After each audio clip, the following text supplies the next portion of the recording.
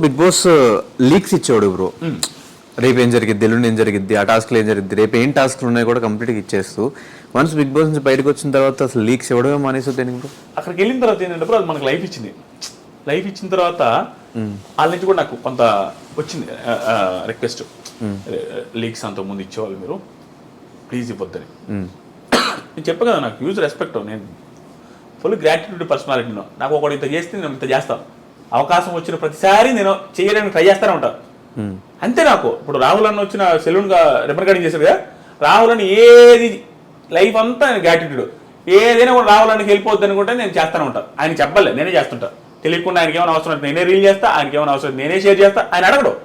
అట్లా ఆయనే కాదు, ఎవరితే నాకు నేను ఇంత చేస్తా అని చేస్తా. అలాగే బిగ్ బాస్ నాకు అవకాశం ఇచ్చిన వాళ్ళ నుంచి ఒక మాట చేయొద్దు అని చెప్పడం నేను చేయను అంతే.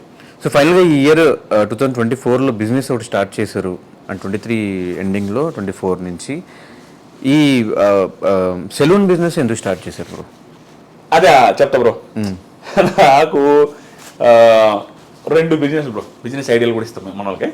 ఏంటంటే నాకు ఒక బిజినెస్ వచ్చి సెలూన్ ఫస్ట్ నుంచి, ఎందుకో నేను చెప్తా.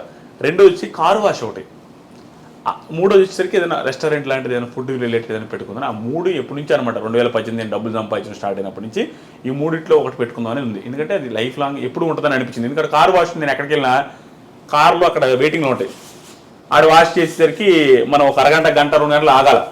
సో అలాంటి సిచ్యువేషన్లో నేను ఫేస్ చేసిన కాబట్టి కారు వాష్ పెడితే జరుగుద్ది అనేసి నాకు అనిపించింది. సెలూన్ నువ్వు ఈ ఊడికైనా ఏ బిజినెస్ అయినా లాస్ రావచ్చు, loss in the sense customers లేకపోవడం, డబ్బులు అని కాదు నేను చెప్పేది, కస్టమర్స్ లేకపోవడం జరగచ్చు. కానీ సెలూన్ బిజినెస్లో కస్టమర్ లేకుండా ఉండదు, ఎవరికైనా పెరగాల్సిందే, ఎంటుకలు రావాల్సిందే, గడ్డం రావాల్సిందే, కటింగ్ జరగాల్సిందే, నాన్ సీజనల్ బిజినెస్. సో దాని మీద నాకు ఉండింది. సో ఆ 2 ఒకటి పెడదాం అనుకున్నాను. కార్ వాష్ ప్లాన్ కూడా వెరీ సూన్ ఉంది, ఫ్యూచర్లో ఎప్పుడో ఒకటి పెట్టాలా. హోటల్ కూడా ఉంది, అన్ని రోజులు బాగుంటే ముందు ముందు పెడతా. సెలూన్ పెట్టడానికి రీజన్ వచ్చేసరికి ఇది మంచి బిజినెస్. ఎందుకంటే చెప్పాను, ఆలోచించి పెట్టుకోవాలి. ఏదైనా కూడా మళ్ళీ బ్యాక్కి వెళ్ళకూడదు, ఏది వేసినా 100 రకాలుగా ఆలోచించి జాగ్రత్తగా చేసుకోవాలి. సో అందుకని నేనే సెలూన్లో కూర్చొని విజయవాడ లోటస్ ల్యాండ్ మార్క్లో కూర్చొని 24 గంటలు ఆడే ఉంటున్నాం. పెట్టామంటే సక్సెస్ చేసుకోవాలి, జాగ్రత్త చేసుకోవాలి బ్రో. మన బిజినెస్ మనమే సక్సెస్ చేసుకోవాలి, మన బిజినెస్ మనమే దగ్గర ఉండి చూసుకోవాలి. అలా చేసా. సెలూన్లో కూడా ఇంకొక వన్ ఆఫ్ ది రీజన్స్ ఏంటంటే, నేను ఏ బిజినెస్ పెట్టినా ఏది పెట్టినా నేను ఏందాక 100 మంది నేను చెప్పాను చూస్తారా హెల్ప్ చేస్తాను, అది నాకు ఉండలే. ఎప్పుడు నా మనసులో ఎప్పుడు అనుకుంటానమాట, నేను హెల్ప్ చేస్తానమాట. ఇప్పుడు నేను ఏందా చెప్పాను, జనాలు డబ్బులు ఇవ్వని అడిగినోడికి నాకు కష్టాల్లో ఉన్నాడు అనుకున్నాను, అడగకపోయిన ఇస్తాను, నేను ఇస్తాను, నేను కనుక్కొని ఇస్తాను. అంతేగాని వచ్చిన అడిగిన వాడు నేను అసలు అలా ఫిక్స్ అయినా. ఆ 100 మందికి కాదు, 100 మంది కంటే ఎక్కువ మందికి హెల్ప్ చేస్తాను. ఇక్కడ సెలూన్ వల్ల ఇప్పుడు నేను ప్రస్తుతానికి ఒక 17 నుంచి 18 మందికి ఆల్రెడీ లైఫ్ ఏంటంటే నేను పెట్టుకోగానే లైఫ్ మారిపోద్ది అంటారా వడాలని అనుకోవచ్చు. నేను ఎంప్లాయ్మెంట్ ఇచ్చానంటే లైఫే కదా బ్రో. సో 17-18 మందికి ఆల్రెడీ ఇచ్చాను. నా చుట్టుపక్కల ఉన్న వాళ్ళకి అందరికి ఆల్రెడీ ఇచ్చానని చాలా మందికి తెలుసు, వాళ్ళకి తెలుసది. ఆల్మోస్ట్ ఇప్పటికి చాలా మందికి ఇచ్చా. ఇక ముందు నేను ఎదిగే కొద్ది నాతో చాలా మంది ఎదుగుతారు బ్రో. నేనేం చెప్తానంటే, బిగ్ బాస్ రివ్యూస్ ఊరికే వస్తున్నాయి, రివ్యూస్ చేస్తారు, రివ్యూస్ అని నెగిటివ్ అంటారు బ్రో. ఎందుకు బ్రో నెగిటివ్ నాకు అర్థం కదా. రివ్యూస్ అనేది ఒక కేటగిరీ వచ్చేసింది. దానివల్ల వాళ్ళ ఫ్యామిలీస్ ఆ తర్వాత వాళ్ళ కింద పనిచేసే వాళ్ళందరూ బతుకుతున్నారు బ్రో. వాడు సక్సెస్ అయ్యాడని బిజినెస్ పెడితే ఆటోమేటిక్గా వేరే వాళ్ళు బతుకుతారు, అందరికి ప్లస్ అవుతుంది. తెలియకుండా ఒక కేటగిరీ ఏర్పడిపోయింది, వాళ్ళు చాలా మంది బతుకుతున్నారు. అంతే ఇప్పుడు వాళ్ళే బతుకుతున్నారు కదా. పని బతికితే ఏమైంది బ్రో, జాబులు లేక సస్తా ఉంటారు చాలా మంది, జాబులు లేవు వదిలేని. వాడికి సెల్ఫ్ ఎంప్లాయ్మెంట్ క్రియేట్ చేసుకుని బతుకుతున్నప్పుడు వాడి మీద ఎందుకు పడి ఆడవడం, ఏ రివ్యూవర్ మీదైనా కష్టం, ఏది కష్టపడకుండా రాదు. సో కాబట్టి నేను ఎదిగే కొద్దీ నాతో పాటు 10 మంది ఎదుగుతూనే ఉంటారు. నాకు ఆ మైండ్ సెట్ ఎప్పటికీ ఉంటుంది. ఎస్, డెఫినెట్గా చాలా మంచి ఇన్ఫర్మేషన్స్ మా అందరికి అందించారు. సో మీ లైఫ్ ఒక జర్నీ అని మా అందరికీ ఇంటర్వ్యూ చూసినట్టు అర్థమవుతుంది.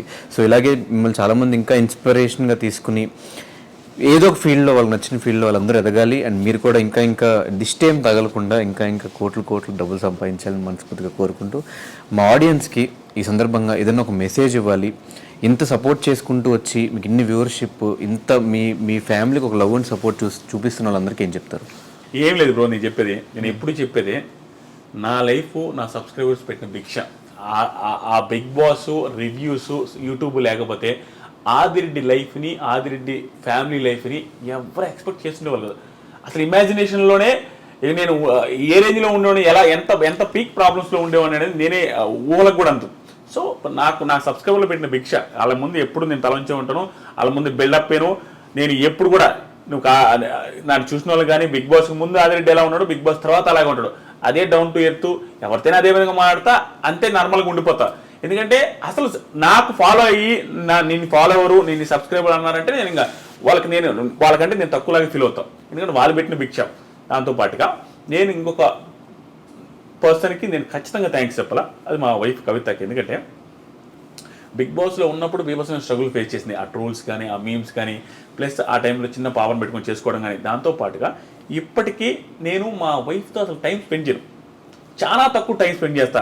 రివ్యూస్ అవి ఇవని. అయినప్పటికీ కూడా కోఆపరేషన్ బిజినెస్ టైంలో కానీ, బిజినెస్ విషయంలో కానీ అన్నింటిలో కోఆపరేట్ చేస్తున్న మా వైఫ్కి, నా ఫ్యామిలీకి కూడా ఎప్పటికీ రుణపడేమంతా. ఇప్పుడిప్పుడే అలవాటు చేసుకుంటున్నా, అన్నీ మారుతూ ఉన్నాను అనమాట. అన్ని టైం స్పెండ్ చేయడం ఇంట్లో వాళ్ళతో అది ఇది. సో నన్ను అర్థం చేసుకుంటున్నారు, ఇంకా అర్థం చేసుకుంటారు. నా సబ్స్క్రైబర్స్ కూడా అర్థం చేసుకుని నాకు ఇలాగే సపోర్ట్ చేస్తుంటారు. అదేవిధంగా సబ్స్క్రైబర్స్కి కూడా నేను రిటర్న్ ఇస్తాను, ఇచ్చేది మీరు చూస్తారు. ఇంకా చాలా ఉంది. Thank you so much, love you all. Thank you bro, మీకు కూడా all the best bro. Thank you so much bro.